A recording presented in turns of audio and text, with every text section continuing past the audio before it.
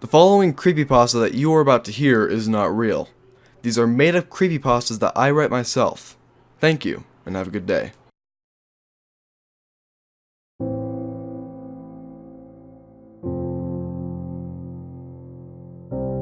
My eyes slowly opened to the sound of my alarm clock blasting its loud beeping noise into my ear.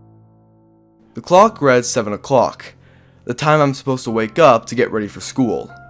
But due to the little sleep I got last night, I found myself unable to rise from my bed for at least 15 minutes. I still haven't forgotten about what happened the previous day, and I sighed at the fact that Mr. Cottard was staying for the remainder of the week. But I ended up telling myself not to worry. It was Wednesday, 3 more days to go, and I could forget that Mr. Cottard even exists. Unfortunately, 3 days still felt like an eternity away from me, especially when most of what Mr. Cottard did today was lecture us about how nothing was real. Everyone simply sat in their seats and blankly stared at Mr. Cottard, still in a state of disbelief that he was saying all of these things about how God doesn't exist, and all of us are nothing but an illusion. Part of it felt insulting. The way he said that we aren't real and how our fondest memories never happened felt very blunt, but the rest felt strange and confusing. He ended up giving us a worksheet like the previous 2 days, but this time it only had 5 questions. Question 1. Have you ever questioned your existence in the past? Question 2. Have you ever had an instance of false memory in the past? Question 3. How do you feel knowing that everything you see, hear, feel, taste, and smell do not exist? Question 4. Do you ever question the fact that every religion has a god which is unrelated to all the other religions? And question 5. Do you feel like your death is imminent? I simply stared at the sheet in disbelief. Robert leaned over and whispered, "Okay, this was funny at first, but now this is just getting creepy," Robert explained quietly. I didn't respond, but I couldn't help but agree with him. This couldn't be part of the normal lesson plan, so what lesson plan was he following? I took my mind off the strange nature of this worksheet, and just tried to think about something else. And that's when I realized I never saw Elijah anywhere today. Yes, he hasn't been allowed in the room by Mr. Cottard, but normally I'd see him sitting out in the hallway before class, sometimes asking what's going on in the class, but this morning I didn't see him anywhere. I leaned over to Robert. "Dude, I never saw Elijah today," I explained. Robert looked around. "Well, duh, Mr. Cottard won't let him in here," Robert explained quietly. "No, I haven't seen him in the school. Not in the hallway, not outside before he went in. I haven't seen him anywhere." A look of concern grew on Robert's face, realizing that he too hadn't seen Elijah anywhere. Should we tell Mr. Cottard? I don't know, I mean, he could have just ditched, but based on how weird this week has been so far, it might be because of something else, I explained quietly. Robert and I agreed to walk up to Mr. Cottard and ask where Elijah was. As we approached Mr. Cottard, I noticed him examining a VHS tape. I looked at the tape before speaking, and the tape had a sticker on it with black writing. And it read this: Immobile Dispenser Instructional Video, T.T.C. I looked at it for a few more seconds, confused as to what it meant, until Mr. Cottard turned around to see me and Robert standing behind him. "What are you boys doing? Go back to your desks!" Mr. Cottard commanded. "Mr. Cottard, Robert and I just noticed that Elijah apparently didn't come to school today." "Elijah is fine. Now back to your desks!" Mr. Cottard commanded again, this time a little louder. "Well, how do you know he's fine?" Robert asked. "Elijah's location and current state does not concern you boys. Back to your desks!" Mr. Cottard yelled. Robert and I didn't respond. We looked and noticed that everyone in the class was looking at us. We slowly walked back to our desks and continued to stare at our papers, asking ourselves what the hell was going on. Lunch came and passed, and Mr. Carter began lecturing us about how our blood and internal organs don't exist, and that our bodies are just hollow shells. I zoned out during this lecture, wondering where Elijah was and just wishing for this day to be over. However, I zoned back in when I heard a loud bang on one of the desks. Mr. Carter was angrily looking at Mason, following a presumably stupid question he had asked. "You don't get it!" Mr. Carter yelled. "All of your thoughts are simply a substitute for emptiness. Your brain doesn't exist. It's a hollow shell.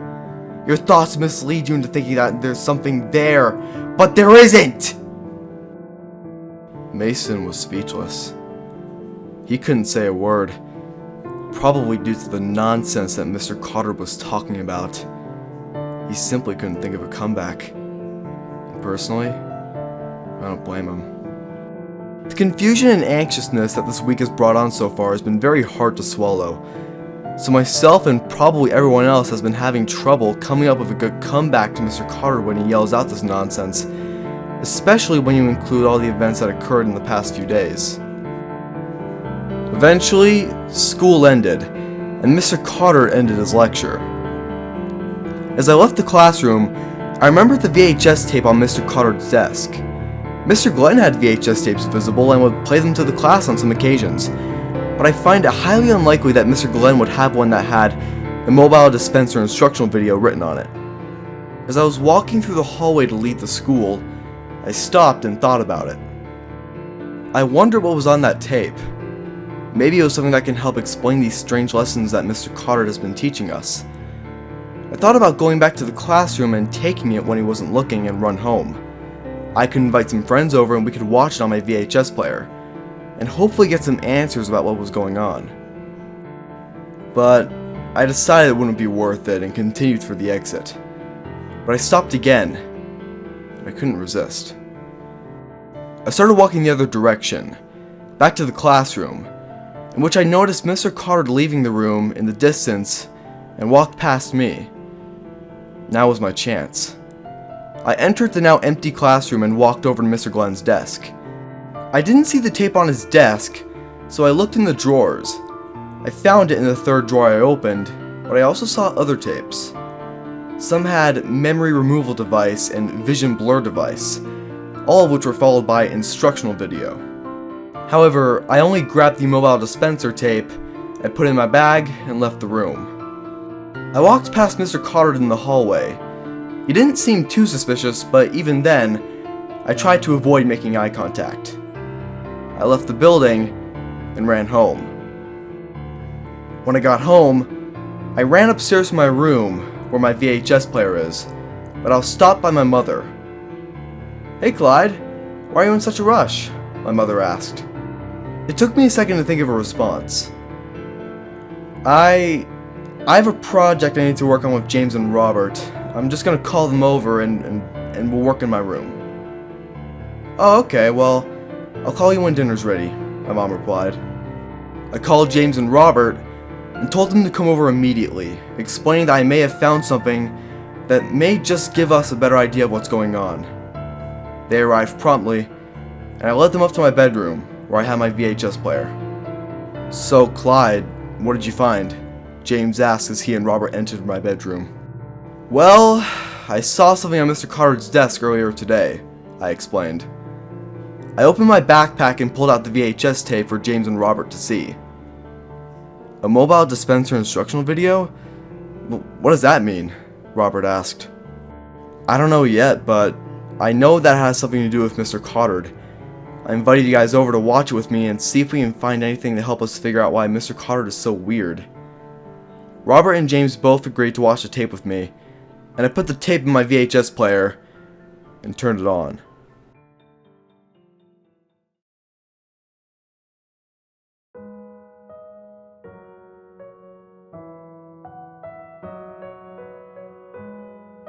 The video started with a black screen, with white text reading, "Copyright 1998 to 1999, the Truth Corporation, T.T.C. That must be what T.T.C stands for. The text remained for a few more seconds before it was replaced with text reading, "This instructional video will demonstrate the usage and operation of the immobile dispenser, code-colored blue." Along with a picture of the blue device I saw Mr. Coddard holding the previous day. I pointed this out to James and Robert, explaining that he used this device to knock us out, but I kept this explanation short, not wanting to miss anything in the video. The purpose of this device is to emit radioactive frequencies capable of rendering those in range unconscious. This device is designed specifically for use in the Truth Education Initiative. James, Robert, and I looked at each other with confusion and unease. But what confused me the most was the Truth Education Initiative. I wondered if this was a separate curriculum that Mr. Coddard was teaching, because what he was teaching couldn't have been part of the original curriculum. But I was still clueless as to why he would need to teach this stuff. The scene changed to a stick figure holding the blue device in its hand, with text instructing the viewer on how to use it. The immobile dispenser, like other devices in its family, can only be used in any circumstance in which the students are not looking at the device. In the event that a student sees the device or you holding it, please dial. A phone number was listed, with the area code 720, which happens to be the area code for where I live. I found it strange and even contemplated phoning this number myself, but decided against it.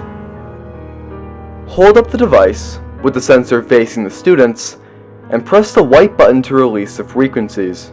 You may have to hold the device up for up to 3 more seconds after pressing the button to fully release the frequencies. It was when we were reading that text when we heard a loud knock on the door. Just as a precaution, I ejected the tape and shoved it back into my backpack. I told James and Robert to stay back while I saw who was at the door while my mother answered it. My mother answered the door, revealing 2 men, each in black suits and gloves, as well as having similar haircuts. "Hello, ma'am, we are from the T.T.C., said one of the men. I was shocked and went into a slight panic. What if they found the tape? And what are they going to do with me if they find it? Well, what is the T.T.C. and why are you here? My mother asked. Who we are and why we're here doesn't concern you, the other man explained. We need to take this situation to your son, Clyde Phillips if I'm not mistaken. This was when I ran back to my room and told James and Robert that the 2 men from the T.T.C. had come, likely because of the tape. Before James and Robert could go into a panic, I told them not to say a word and act natural. I went back into the hall to listen in further. What are you talking about? My son would never steal from anyone. You have the wrong house, my mother yelled. Well, we have orders and we need to ask your son a few questions. No! I will not let you interrogate my son like he's some wanted criminal. Well, you don't have that choice.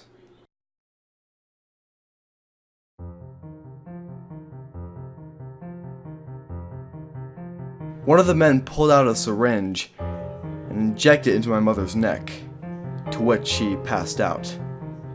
I ran back into my room, panicking at the fact that my mother is now passed out, and that these men are going to interrogate me and my friends.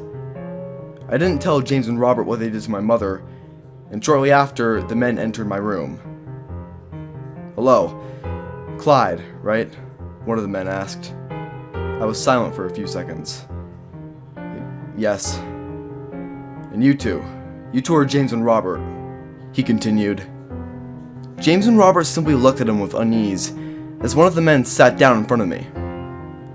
Clyde, we'd like to ask you some questions, the man explained, and you will answer them truthfully. Do you understand? Yes, I quietly agreed. Good.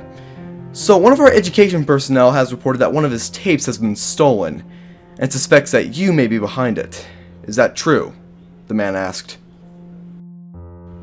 I don't know what you're talking about, I explained firmly.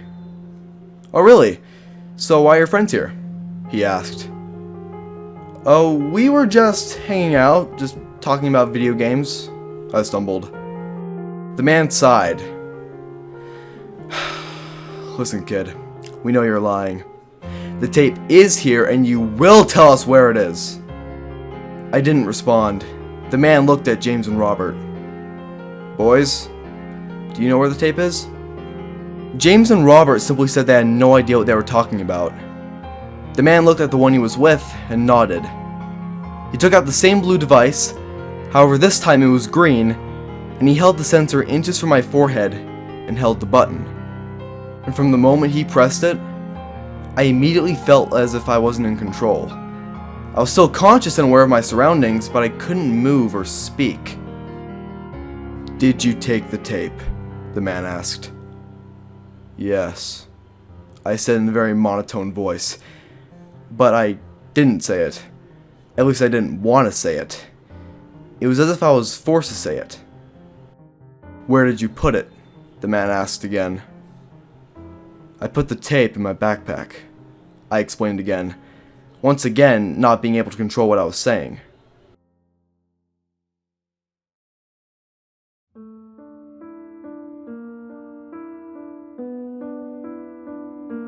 Still holding the sensor to my head, the man leaned over and dug his hand into my backpack and pulled out the tape. He inspected it, turned and nodded, and released the button, allowing me control of my speech and movements. "Thank you. And by the way, your mother will wake up in an hour or so," he explained as he got up and left my bedroom. And as he left, the man he was with simply looked at us. "We're sorry," he quietly apologized as he left. James and Robert looked at me with disappointment and confusion. "Dude, why did you tell him?" Robert asked. I don't know, I couldn't control myself," I responded. I explained further to them on how I couldn't control what I said or did when the man held that green device to my forehead. I also told them about what they did to my mother. "You guys should go," I quietly instructed, to which James and Robert left. After they left, I dragged my mother's unconscious body to the living room and placed her on the couch. And within an hour or so, she woke up, but she wasn't able to remember anything that happened about the men who came.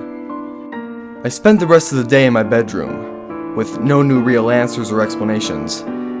But why did I care so much though? I thought that for a few moments. Why was I trying so hard to find an answer as to why this new substitute teacher we had was so strange? I just wanted answers.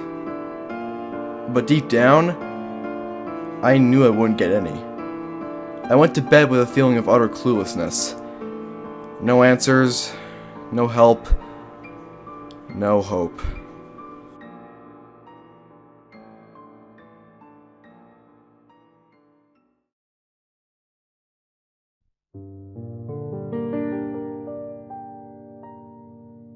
I woke up to the sound of my alarm blaring in my ears.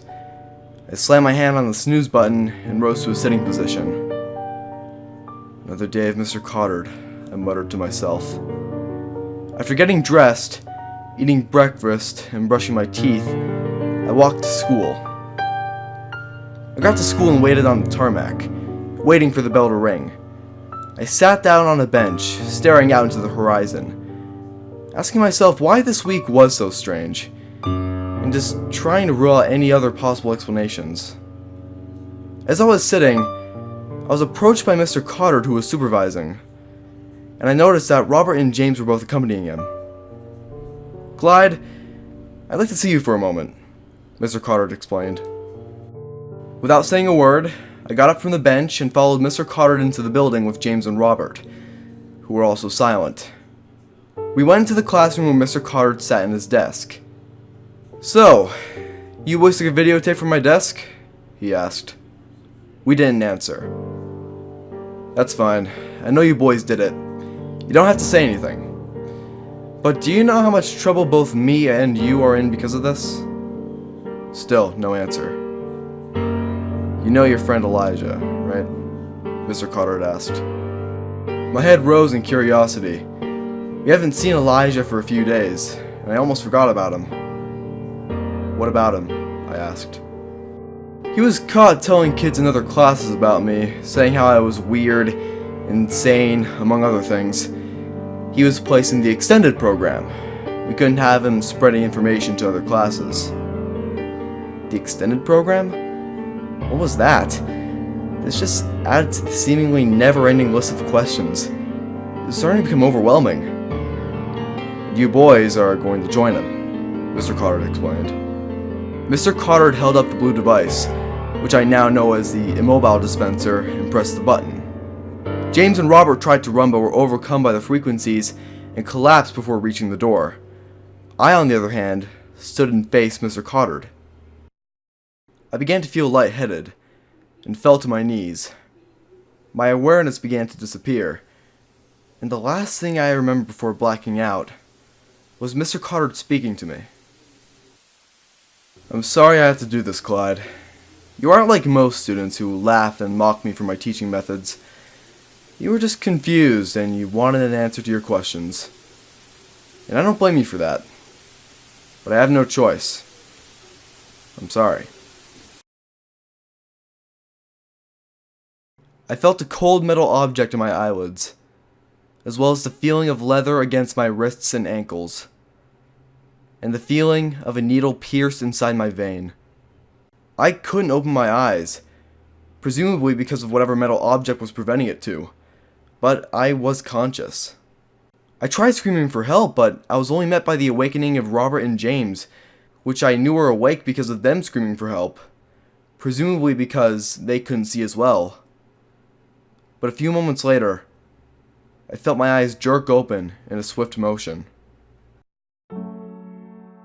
As my eyes adjusted, I noticed that I, along with Robert and James, were in a classroom, but our wrists and ankles were bound to our seats with leather straps, and the metal objects we felt in our eyes, they were eye speculums, holding our eyes open, which are commonly used for eye surgery.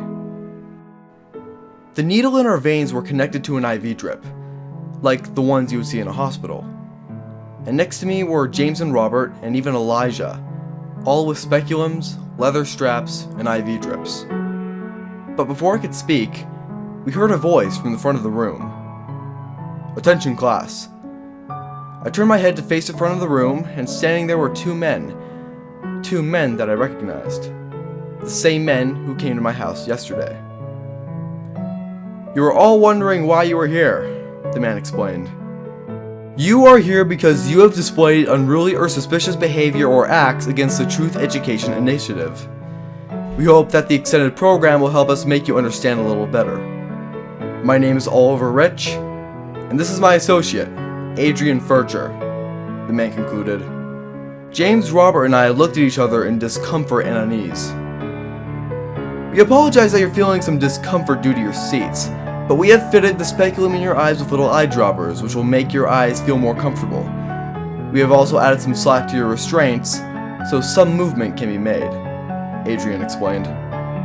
"As for the IV drips, we have filled them with proteins and carbohydrates to prevent you from becoming hungry," Oliver continued. "Well, what about our parents? They'll flip out if they know this is happening," Robert asked aloud. "As far as they're concerned, they don't even know that you exist. We have removed every memory of you before you awoke. But don't worry, when we release you, we'll return their memories," Adrian explained.